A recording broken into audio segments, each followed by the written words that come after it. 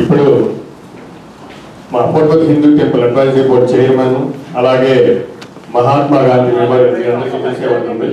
Mahatma Gandhi memorial రథసారథి శ్రీ ప్రసాద్ తోటకర్ గారిని మనందరితో మాట్లాడాల్సిందిగా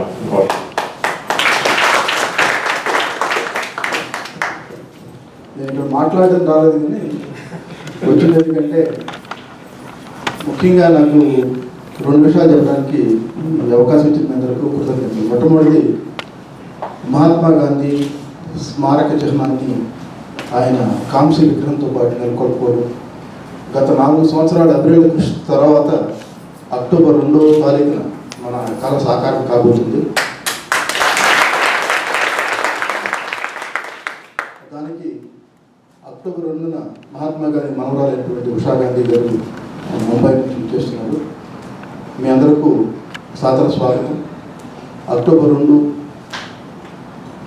4:30 నుంచి 6 గంటల వరకు ఆ కార్యక్రమం ఉంటుంది. ఏ కారణాల వల్ల అయినా సరే ఆ రోజు రాలేకపోతే శనివారం ఉదయం 8:30 నుంచి 11 గంటల వరకు ఇక్కడ మహాత్మా గాంధీ శాంతి యాత్ర అనే పేరుతో ఒక మార్చ్ జరుగుతుంది.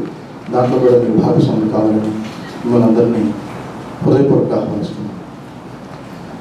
నాకు రాజకీయాలతో ఎటువంటి సంబంధం లేకపోయినప్పటికీ కూడా ఈరోజు ఈ కార్యక్రమానికి సౌమ్యులు, సహృదయులు, సామాజిక స్పృహ, అవగాహన, పరిస్థితుల్ని అర్థం చేసుకుని సమస్యల్ని పరిష్కారం చేయగలిగినటువంటి ఒక దిట్ట, ఒక నాయకుడు ఈ దేశం సందర్శిస్తున్నప్పుడు మనందరినీ కలుసుకోవడానికి ఇక్కడ రమ్మని అడగంగానే వచ్చినటువంటి దేవాదాయ ధర్మాదాయ శాఖ మంత్రులు మిత్రులు మాణిక్యాలరావు గారికి హృదయపూర్వకమైనటువంటి స్వాగతం తెలియజేస్తున్నాం.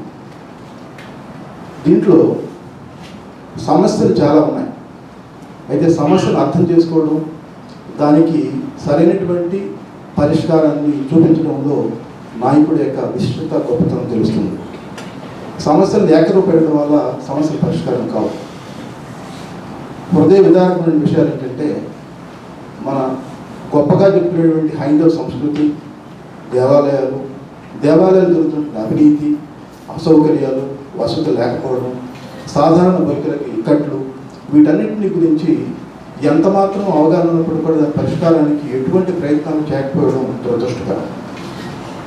ఆయనతో మాట్లాడుతున్నప్పుడు ఆ సమస్యల పరిష్కారానికి ఇప్పటికే ఆయనకి చక్కని అవగాహన ఉంది.